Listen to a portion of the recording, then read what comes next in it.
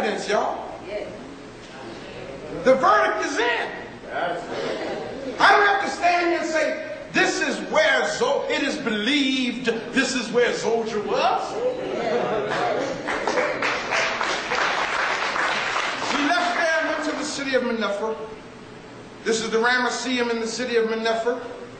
And inside the Ramesseum, you see a 15-ton statue, one solid piece of stone, of Ursa Ma'at Ras Tepenra Rametsu Meriam. I'm feeling this thing talking about.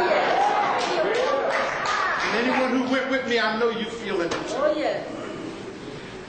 This thing is awesome.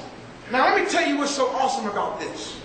All over Kemet, from the mouth of the Nile all the way down to from the opening of the Nile to the south to the mouth of the Nile, all you see is statues of Ramses II. That's what the Greeks call him. The Africans know him as Ursa Ma'at Ra. Come on, let me show you how to say it. Say Ursa Ma'at Ra Tepenra Rametsu Meriamen. That's his name. And all over Kemet, this great pharaoh, statues of him everywhere, temples for him everywhere, because he was an awesome African king. The Bible made him a bad man. This is the pharaoh that supposedly held the Hebrews in bondage. This is supposedly the pharaoh that God sent Moses to, who didn't exist either, to tell him, let my people go. Look at this. They still love this man. Here you have a man standing there, and if you were that guy right there standing next to this and made a right face, this is what you'd see. I mean, just his face would be so massive right in front of you. One solid piece of stone, and look at the detail. Look at the detail. Over in the corner, there's a statue of the Twa. That's the lower torso of the Twa. The white man calls them pygmies. Now, once you understand who the Twa was, you get big respect for them, brother. You don't laugh at them. You don't call them little midget and laugh at them. You understand that all of the knowledge that the earth has came from these people.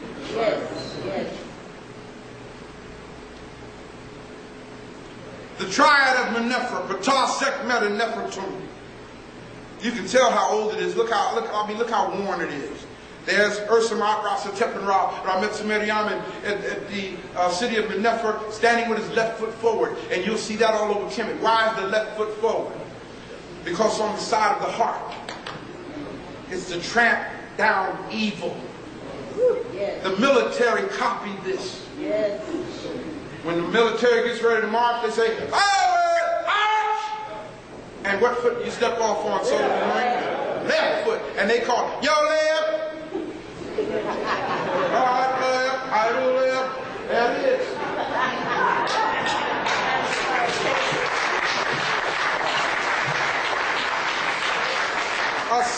One solid piece of stone, granite stone, Sphinx of Ursa Ma'at Ras Tepenra. This man is loved even to this day by another culture called Arabs. There's me and Brother Sharon standing there talking about an awesome sight right in front of us. The greatest and largest structure on this planet, right there. The Pyramid of Khufu, the Great Pyramid on the Giza Plateau. You got to kind of stand back from it to get an idea of what it looks like, because you get up real close. That's Sarge Russell over there. Valerie Thomas. They climbed up on it. Are y'all here? Wave your hand. Say something.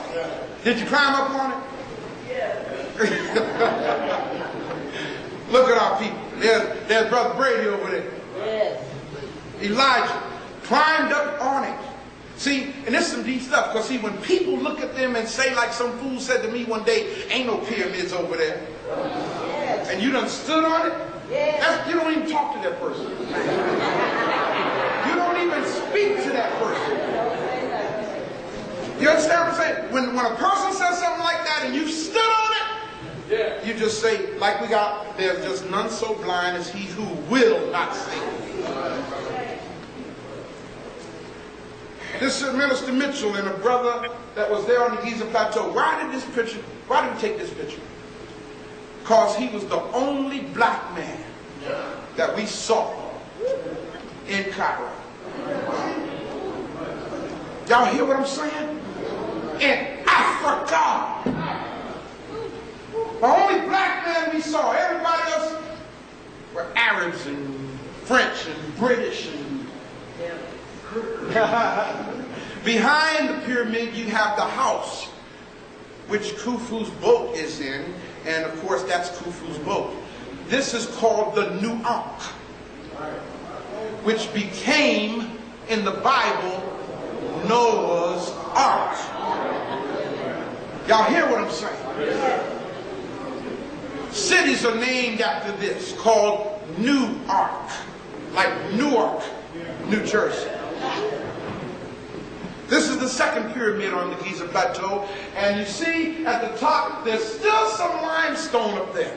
Yes. Our tour guide was careful to let us know that his people took limestone from the mountains to build the pyramids. I didn't want to embarrass him too bad in front of our group, but I pulled him to the side and let him know, your people defaced the pyramids. Y'all wasn't even here when the pyramids were built. Okay? The Arabs are the ones who chiseled all of that limestone off of the pyramids so that they could build their mosques around Cairo.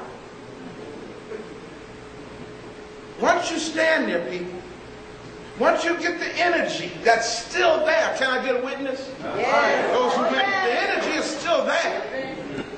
I mean, this ain't some past stuff I'm talking. Okay, it's still there. As much as they're trying to commercialize it, as much as they're trying to turn it into a tourist attraction to make money, yes, yes. The energy of our black African ancestors is still present. The reason why I'm standing there on the plateau with the pyramids behind me is because here you see from the sky an aerial shot of the three pyramids on the Giza Plateau. Okay? Up in the sky, there's a constellation called Orion. Yes. Okay? Those are the three stars of Orion's belt. The ancient Africans were into what's called stellar theology. This is what is meant in the Bible when it says, let your will be done on earth as it... Y'all got it. Y'all got it. Y'all got it. There it is. Read. Now, let me show you what's deep about it. It's in the Bible. Amos 5 and 8. What does it say? Go up a little bit. Amos 5 and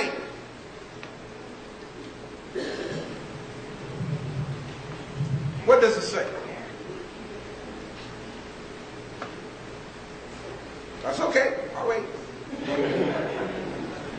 Amos 5 and 8. It actually tells you to seek this out.